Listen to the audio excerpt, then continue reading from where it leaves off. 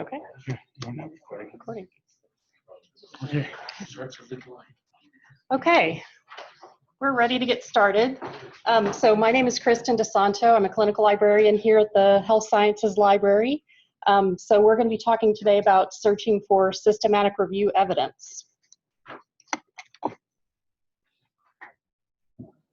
So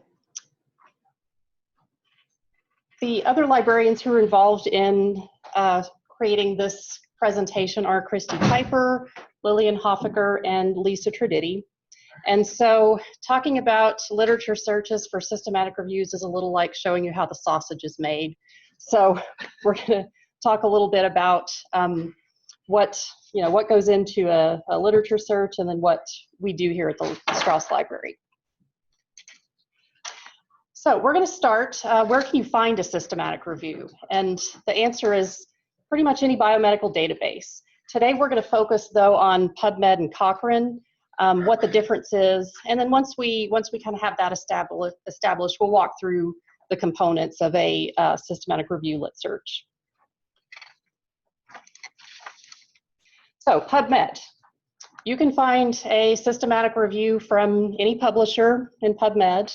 They've created a filter for you called the systematic SB in square brackets afterwards. That stands for subset. So you can do a search in Pubmed and use this little filter, and this is going to search for any article that's either been tagged as a systematic review publication type or that has just the phrase systematic review in the title. So just to do a quick demonstration.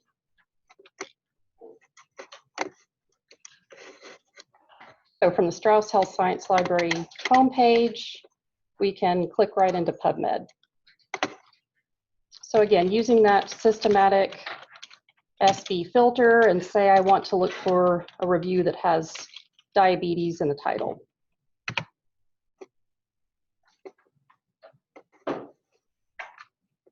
All right, so now we can see almost 3,000. And again, this is going to be from any publisher, any journal, not just Cochrane. If we do want to limit it just to Cochrane, there are a couple of these filters that we can use as well. So you can either spell out the entire thing, the Cochrane database of systematic reviews, and with that journal in square brackets afterwards, or you can do the abbreviation, Cochrane database syst-rev. So by using this filter, that's going to get you just Cochrane reviews in Pubmed, but keep in mind, Pubmed only contains completed reviews. You're not going to find protocols in Pubmed. Give you a second to. Okay, so if instead of using the systematic filter, we could do Cochrane database syst-rev.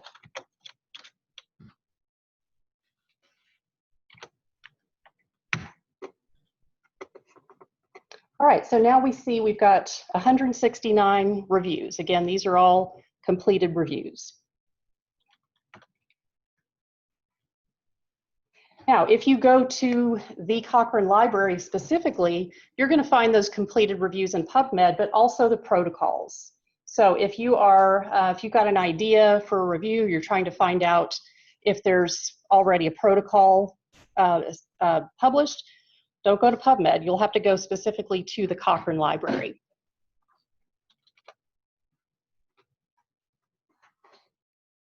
So again, from the library homepage, you see right underneath Pubmed, we have our link to the Cochrane Library.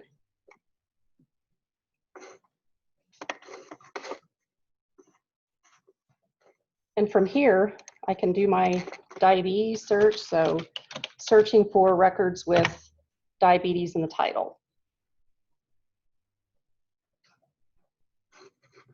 All right, so we see we have our 166 reviews. I think Pubmed was showing 169. I can't fully explain the discrepancy, but it's pretty close.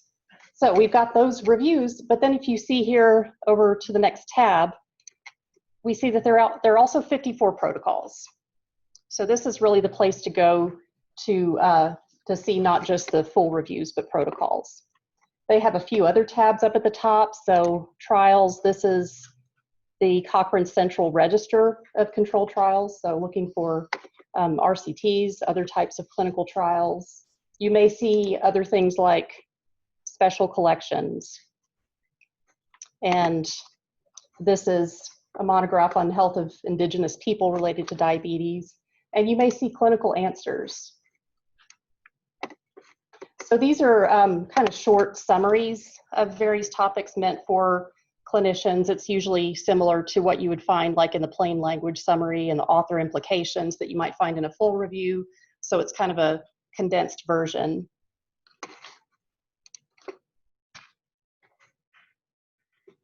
And you can see here that you can filter your results as well. So filtering by date, by status.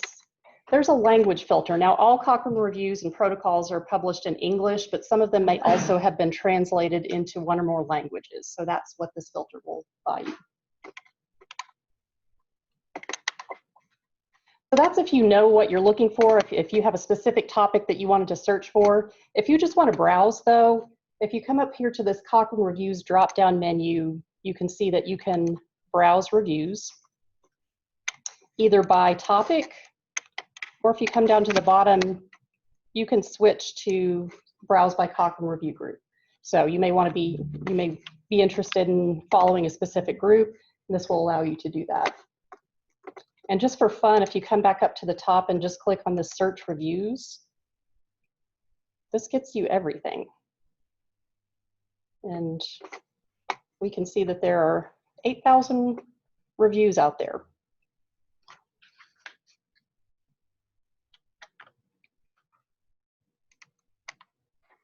Okay, so next we're going to look at the components of a Cochrane review, and then we're going to pay specific attention to the literature search portion. And when you find a review of an intervention, the title is probably going to give you a nice clue. So if you're familiar with the PICO format, patient, intervention, comparison, outcome, that's typically how they set up their titles. So here we have an intervention of phosphodiesterase inhibitors. We have an outcome of lower urinary tract symptoms and a population of people with BPH. So that's kind of the hallmark of an intervention systematic review. So let's click in and take a look at this.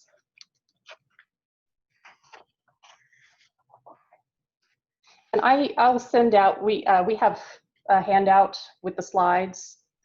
So I'll send that out. If you happen to miss anything, you'll be able to catch it in this email.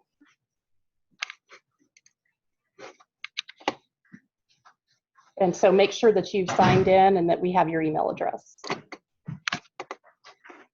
So on the main page here, there are a couple different things you can do. A lot of times people want to get a PDF, and typically you'll have 3 options. So you could do a summary, just the abstract and plain language.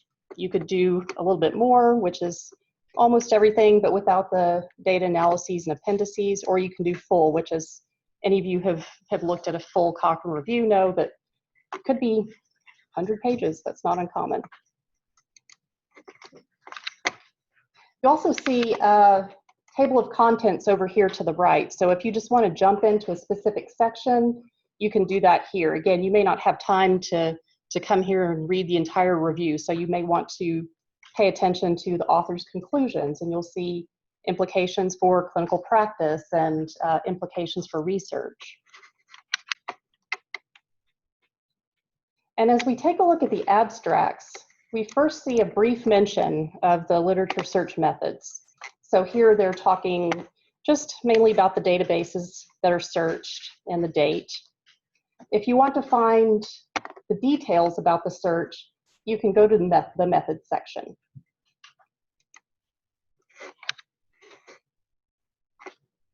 So here you'll start by seeing criteria for inclusion. And that could be study type, participants, interventions. So these inclusion criteria are going to be the basis of the search terms. So the searcher is going to have a discussion with the authors about what interventions are you looking at, what population, and then using that to build the literature search terms. So now we see a detailed description of the electronic searches. And so pay attention to some of these details that they're providing in here. So they have the date of the initial search. We have the date of the updated search. They have not just the databases that they looked at, so like Cochrane Central, Medline, Embase, but notice they also provide the platform. So Medline can be searched in Pubmed, Ovid, EBSCO, other options. So they're specifically telling you which platform they used. For Medline, Embase, they're searching it through Elsevier, Web of Science. They're also telling you any other non-databases that they've searched or non-journal databases. So they looked at clinicaltrials.gov. They looked at the WHO International Clinical Trials Registry platform. And now you see that they have links to the search strategies in the appendix. They note any other resources searched. So if they did hand searching of relevant journals, they'll note that. Looking at conference proceedings from relevant societies. And scrolling down a little further, you see the PRISMA flowchart, so preferred reporting items of systematic reviews and meta-analyses. So they're being very explicit about what they searched, how they searched it, how many results they got from these searches. So you can see they started with over 13,000 records from all the databases, database searches. And after duplicates, they started with 11,000 records. This is not uncommon. Someone looked at all of those. Yes. So for the 21 other ones, is that just they were doing searching? What is that? Yeah. So identified through other sources. So that's probably one of these. So either hand searching specific journals or looking at the reference list.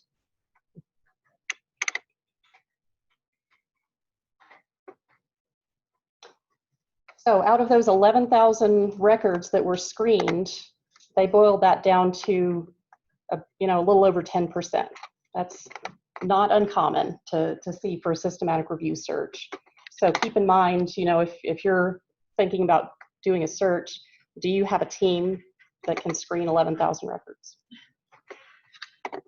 And if you keep following down the flow chart of those abstracts that were screened, they excluded most of them.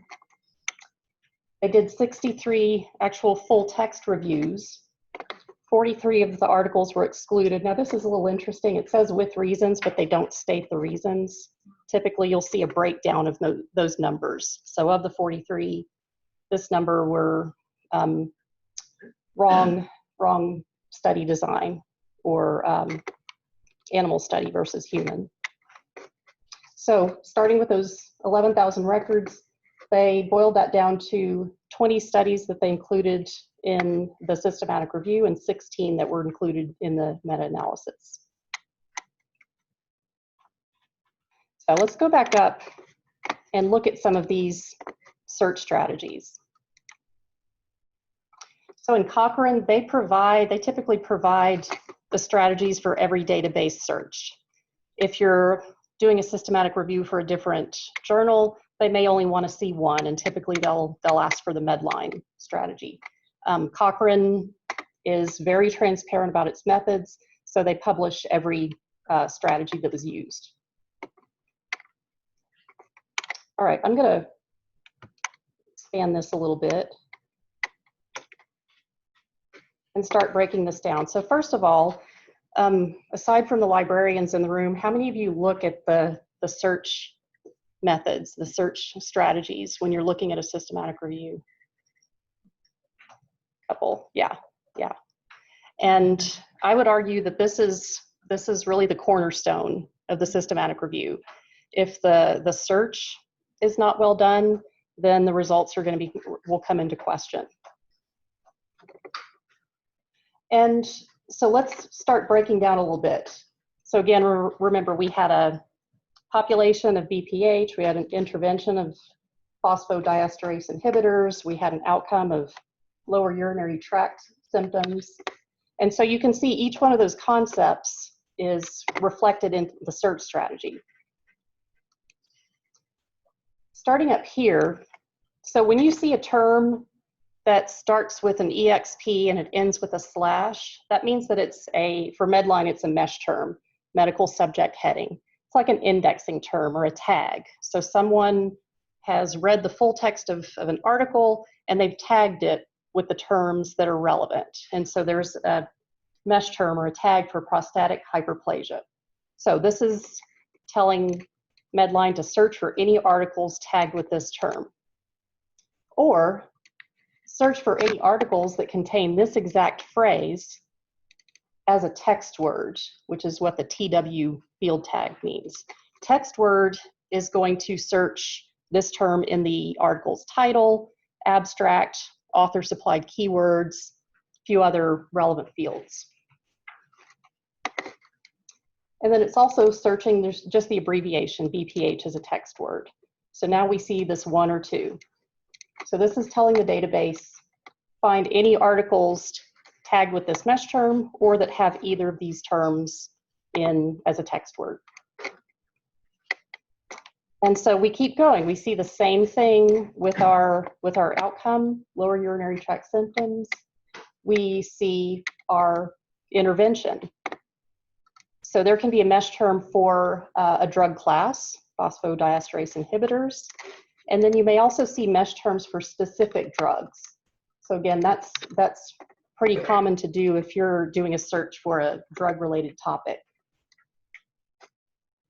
And then down here we see this line that's searching for, telling the database, search for any articles that contain any of these results.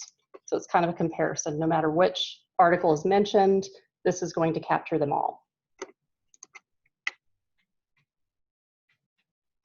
Okay, further down a little bit, you see a little bit more fleshing out of the search concepts.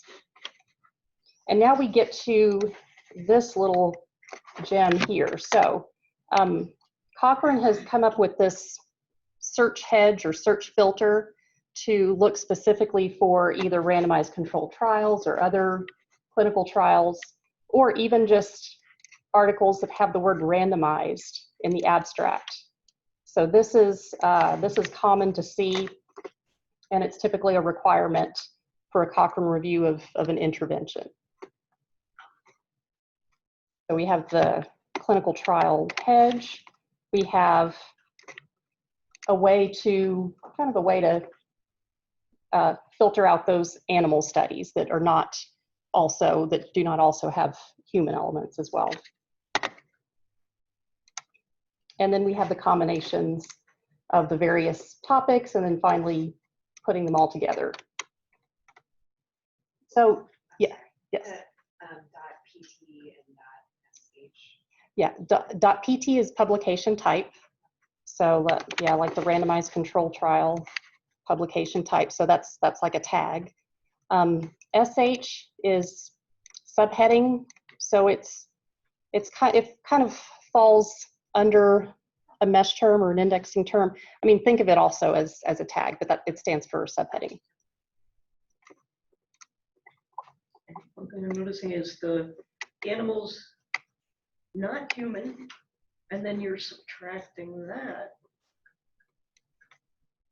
from above it. It's almost like you're really reinforcing that you really are just looking for articles that are only about animals, and then you're subtracting.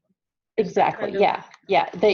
It's a little bit backwards. So yes, this tag is searching the entire database, not just our concepts, but the entire database for articles that have been tagged as an animal study, but not as a human study. And then, yes, and then we're subtracting them. We're saying we don't want any of those. So it's just kind of a reverse engineering way to eliminate animal studies. It's not foolproof.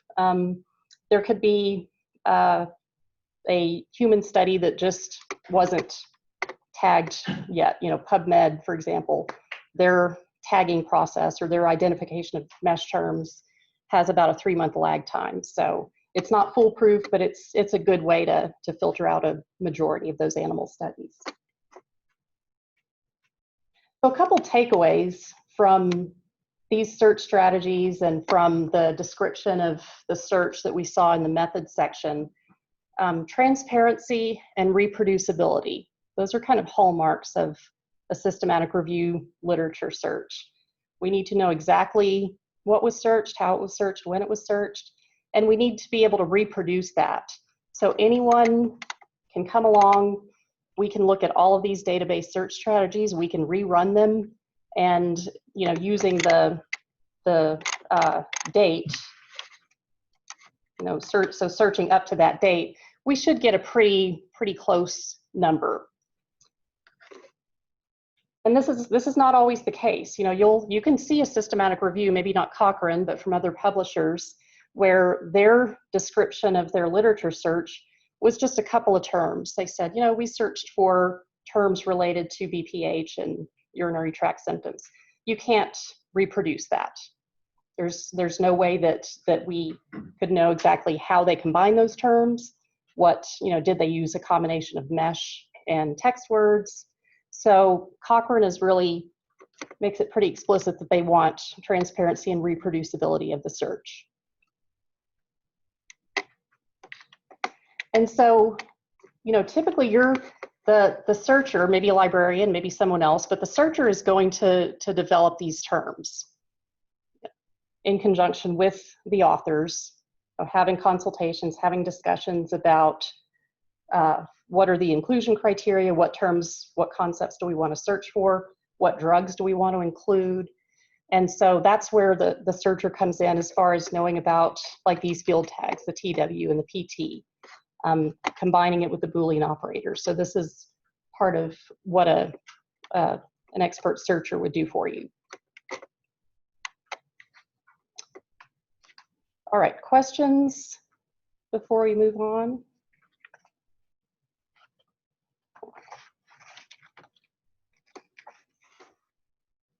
Okay, so how does a searcher know how to do that or know what needs to be reported?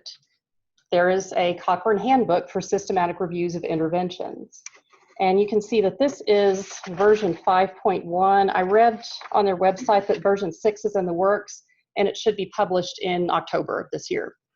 But for now, we're still on version 5.1.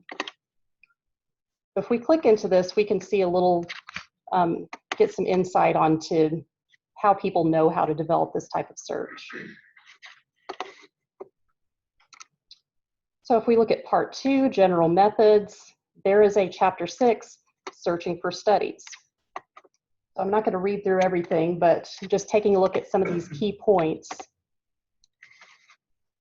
So at a minimum, for a review, the Cochrane Central Register of Controlled Trials, Medline, and Embase should be searched. That's a minimum. They also recommend suggesting, or they suggest searching additional databases based on your topic. So there could be a topic-specific database like PsycInfo or like CINAHL that they would also expect the searcher to include. Searches should seek high sensitivity, which may result in relatively low precision. Remember the 11,000 search records that were screened and it got boiled down to 20? So high sensitivity, if a search reached 100% sensitivity, that means that every relevant article was caught in your search strategy. Now in the quest for high sensitivity, you're going to get low precision, which means a large percentage of your results are not going to be relevant. Expert searchers do their best to kind of work some precision in, but our main goal is to not miss anything. And so I think any of us who have done searches have had an experience where we've worked with them, we've come up with these very specific searches, we've run it, we've sent them the results, and they said, oh, 11,000, that's too many. And our answer is a variation of too bad. Again, it's our goal to make sure you don't miss anything. For us, that would be much worse than, you spending extra time or recruiting more people to get in on the search. Yes? I will say that there's a curve on that, because having just done a systematic review with about 1,200 hits, my colleague and I each hand reviewed them in duplicate, and our kappa for agreement on articles for secondary review was huge. And I was really terrified through the whole review that we had both missed something, because there were a lot of articles that one of us missed. So I do think there's a trade-off there, where if you're trying to hand search 12,000 records, you're going to have human error that is every bit as equally as consequential as a machine error. Under the wisdom of Solomon on it, but just realize that we human beings are, prone to error. Definitely. How many included articles did you have? When you finished your review, how many finished articles did you have in your final conclusion set? 4 + 9, 13. I found actually 2 more with review of bibliographies that had not turned up in the original search. So we went back, did the review of biblios, found a couple articles and said, geez, should Sharon and I both miss them? So I could go just miss my library search. It's just, it's an imperfect process. It's pretty good. And this was being designed with a professional search librarian. You gotta plug and scrape for every possible source for relevant data if you're doing a true meta. Yeah, and what's not always evident is that when you're doing a database search like Medline, you're not searching the full text of the paper. You're typically searching what it searches is the title, abstract, keywords, mesh terms, and that's not uncommon where there's a key concept that was not mentioned anywhere in the title, abstract, keywords. It was mentioned in the full text, but that's, if that was one of the requirements for the Medline search is that key concept must show up, then yeah, that's how something can get missed. A way to get around that is searching Google Scholar, because it actually is, if there's a full text attached, then it is searching full text. The flip side of that is a Google Scholar search is very hard to reproduce.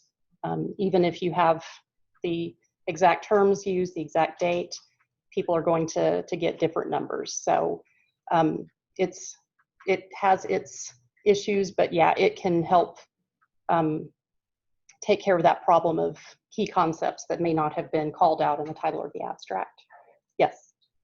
Would you include that Google Scholar screen in your strategy description under other strategies? Yes, yeah, so that would be part of the transparency. So maybe it's not reproducible, but we're transparent in the fact that we did include that as the search, as part of the search.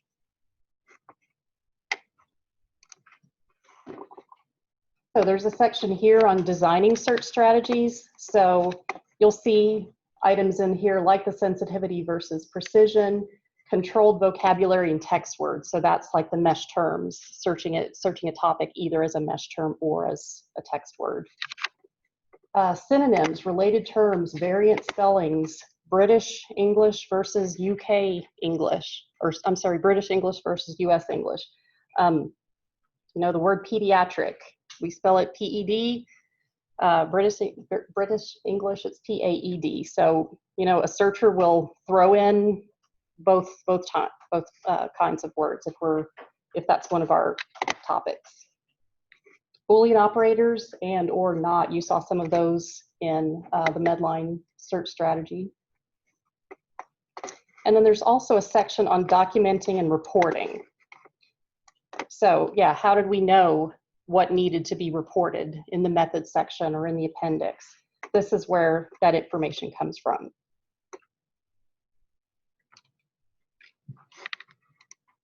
So how important is the search to a systematic review? This was published just this year in 2019. It was a critique of a systematic review about school-based vaccination programs. So Grayson argued that a number of the literature gaps noted in this review could have been addressed by existing literature. So they consulted a research librarian. They found limitations in the search terms and the number and type of databases. They revised just the Medline search strategy and found an additional 1,000 records in that source alone. And another example from 2011, reproducibility of lit search reporting in medical education reviews. So they found 34 that met the inclusion criteria, 56% were explicit about their literature search. 41% mentioned search of non-medical databases. You know, this topic is medical education. So you would want to search a specific education database, whether it was medical or not. 53% listed the search terms. Only 18% noted that they used mesh terms. And none of the reviews included reproducible searches. So if you've gone to the trouble to write a systematic review, you don't want to have someone come along after you and write a report like this. So again, I would argue that the search is pretty much the cornerstone of the systematic review. So what are we doing here? We do have a professional literature search service. And so in the past 12 months, so if we look at specifically searches for systematic reviews, we've had 17 in the past, did I say month? 17 in the past 12 months, either completed or ongoing. We searched an average of 6 databases per search. And so aside from Cochrane, Medline, and Embase, the most frequently searched databases were Web of Science, PsycInfo, Google Scholar, and CINAHL. It took us an average of 17 hours per search. And the longest one, we actually have one that's 58 hours and counting. It's still not done. And as long as that sounds, you know, 17 hours, the searchers have also, most of us have gone to workshops to learn how to do this specific type of searching. And so, you know, even after a lot of training, it's still taking us 17 hours. So it's quite a process.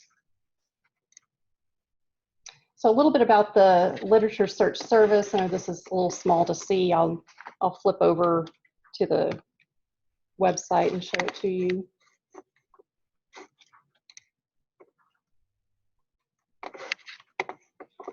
So from the library website, if you click this Ask Us button here on the right and click this link to fill out forms, we have a section here about the professional search request. So this goes over information about the service, timeline. We do offer a fee-based search service, but for a systematic review, we only offer the searcher's collaborator type. And so this is where the librarian would be given co-authorship, which and all of the responsibilities that come along with that. So you can see that in this service, you'll have a consultation with the searcher. We'll provide abstracts, typically in EndNote format. That's our preferred, but if you're not using EndNote, we'll work with you on something else. We'll give you a list of all the search strategies. So that big list that you saw for the Medline search, we'll give you those. We can also help provide training on citation management, assist with EndNote. We'll provide you the data for that Prisma flowchart. So we'll give you the specific numbers that you can plug in. And also a write-up of the search methods. So when we first went to the methods section and there was a detailed description of how the search was developed, that's part of the service that we provide here. Use of systematic review software. Has anyone heard of Covidence? Okay, I see one yes. So it's a systematic review software that's meant to facilitate that whole process of screening. So those 11,000 results would get loaded into Covidence. You can invite as many people on your team as you have, and then each of them can go in and do a title abstract screening. If there are discrepancies, you can designate one or more people to resolve conflicts. Once you've agreed on which articles are going to go into full text review, you can then upload PDFs into Covenants. And so again, you can do all of your screening from this one location. Once you've identified which full text or which articles you're going to include for your systematic review, there's a data extraction process. So it's quite handy, and luckily the university just acquired a site license. So anyone on campus will be able to use it, create reviews, invite people to their team. We're in the process of rolling it out, so we should be making an announcement probably in the next couple weeks about how to access this. Yes, you had a question? How do you spell it? Covenants, Covidence. Yeah, it's a company out of Australia, I believe. They really can't spell in Australia, can they? Well, and it looks like you should pronounce it Covidence, but they all say Covidence, so yeah, it's different. So in addition to information here about the service, we've also put together an online resource guide about systematic reviews. So back at the library homepage, if you hover over this guide menu, you can find systematic reviews and searching the literature. And again, when I send out the slides, it'll show how to get to this place. So this is just some information that we put together on what a systematic review is, what are other types of reviews that might be more appropriate for a topic. We just added some video tutorials. So this goes through the introduction and understanding of the different review types, guidelines and standards. So we included the Cochrane Handbook and the Prisma reporting guidelines. Compiling a team, which is one of the most important things. You know, sometimes we'll get a single person coming in saying that they want to do a systematic review single-handedly. So when we get that type of question, we typically refer them to something like this and let them know that it's not just one person's opinion. There's the search, there's biostatisticians that can assist, and developing a protocol. So this is not really specific about the literature search, but really more meant to give an overview to people who are interested in conducting a systematic review and may not, maybe it's their first time and they're just wanting to see how to get started. And of course, we can always just do a one-on-one consultation. If you're not sure if you want to do the professional literature search service, you can always just come to that little Ask Us button again and just fill out a consultation request form. You can meet with one of the librarians who do systematic review searches. We can talk through your topic and just have a discussion on where you might want to go next. All right, so I am at the end of my material, and so now I want to hear what questions you all have, and if I can't answer, I might defer to one of my colleagues here. Yes. So what would you suggest as a way to store a search? So I run a search, well, for example, with every systematic review, you do your search, you run your search, you do your work, and right near the end, you rerun your search to make sure nothing got published in the 6 months you were working on your stuff. Mm-hmm. Or a search that you want to rerun every month to surveil for new literature in your area. Mm-hmm. Would you store that as a text string for Pubmed, or would you just use Ovid? How would you? Mm-hmm. I'm not thinking that I want to rerun it on 12 databases necessarily, but I'd like to keep something and run it on Medline via Pubmed or via Ovid. Yes, and you can do that. So especially if you're wanting to do like a monthly update, really the most efficient way to do that would be to run your search, whichever platform, if you're using Pubmed, if you're using Ovid, make sure that you have set up personal accounts for either of those. And with each database, you can save a search and create an auto alert. And you can designate, if you want an update daily, weekly, monthly. And so it'll run that search and send you an email and let you know if any new results have been published. So yeah, that's doable in pretty much any of the databases we have. Just set up or register for an account first. I can maybe offline show you how to do that. It's pretty easy, but yeah, that's the most efficient. I mean, you can always just rerun your search, but like if you're looking at Medline one, it was 40 lines long. You don't necessarily want to do that monthly. So yeah, creating an auto alert in the specific database is probably the most efficient way. Other questions? Yes. Well, so I'm working at the intersection of firearms and violence and injury. And so I need to go into law enforcement and legal, Department of Justice, newspapers, God knows. How much access do you have to penetrate that sort of literature? It's a good question.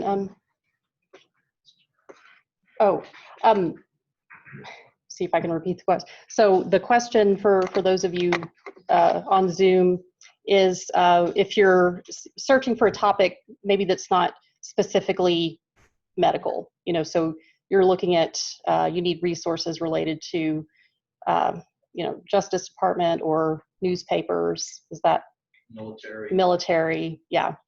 So yeah, I would work with, I mean, we don't have access to everything, but we can probably kind of route you to the right resource. The CU Law Library might be a good resource as well.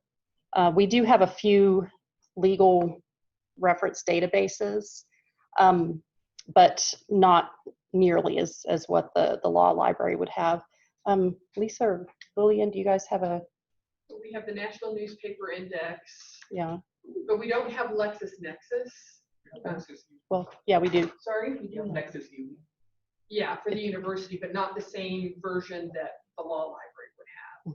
So yeah, it may cover some, but for truly comprehensive, we'd probably connect you to our colleagues in the legal world, whether it's through CU Law or like one of the state, like the Supreme Court Library. Or we don't know who has access to everything, so it would be a referral for us to find out, okay, if we send a researcher to you, what can they do? What can you do for them? Can they come use the resources, or do they have to use a librarian? What? So for me, that's a consultation with one of the librarians. To sit down and you just merge that into your methods along with Pubmed? Yeah. I mean, you would have like your listing of databases searched, and yeah, you could print the search strategy used for each of those databases as well. They would all go into the Prisma diagram as results identified through database searches. So yeah, if we can't help you, we will try to point you to the person who can, or the library who can. Does that answer your question? Unfortunately, yes. So I know we don't have the magic wand. I wish we did. And I'm Love thinking to be able to do Campbell that. and Yeah. academic search premier, maybe Campbell is social justice. or systematic reviews, Yeah. that sort of thing.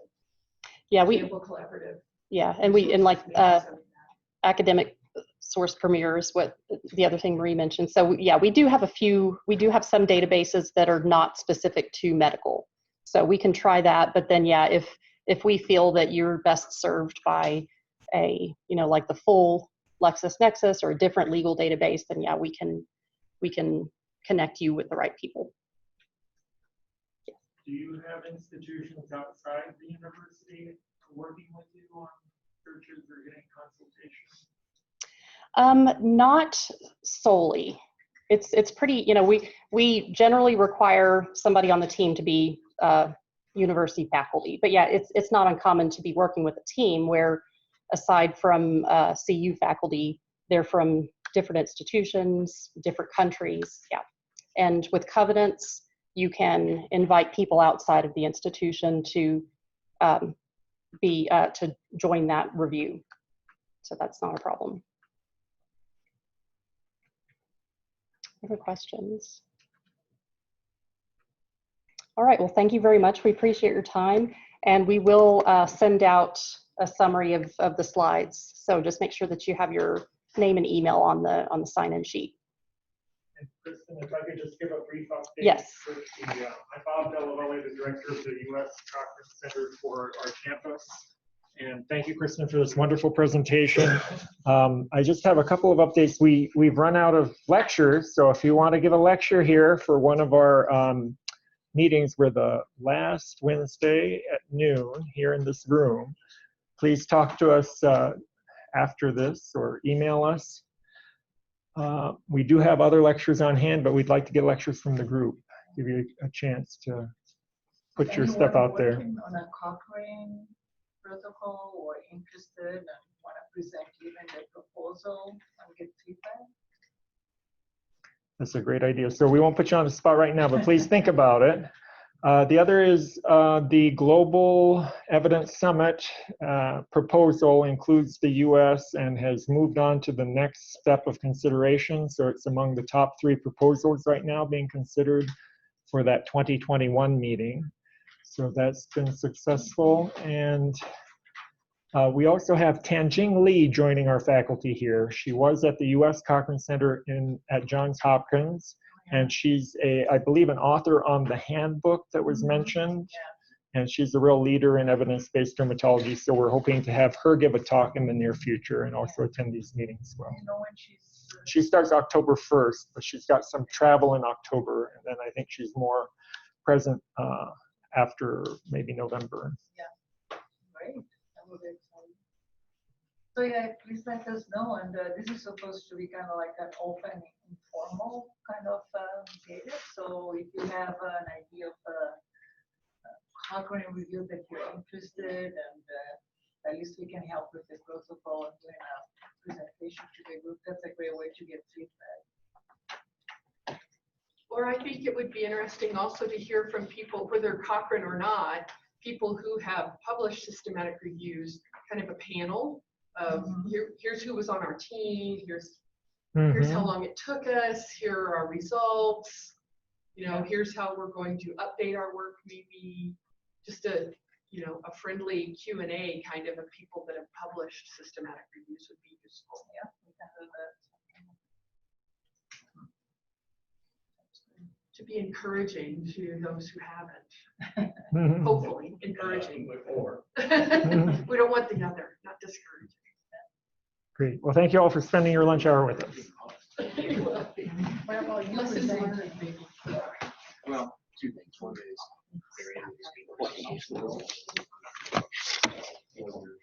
No way. No. Did you say it's okay?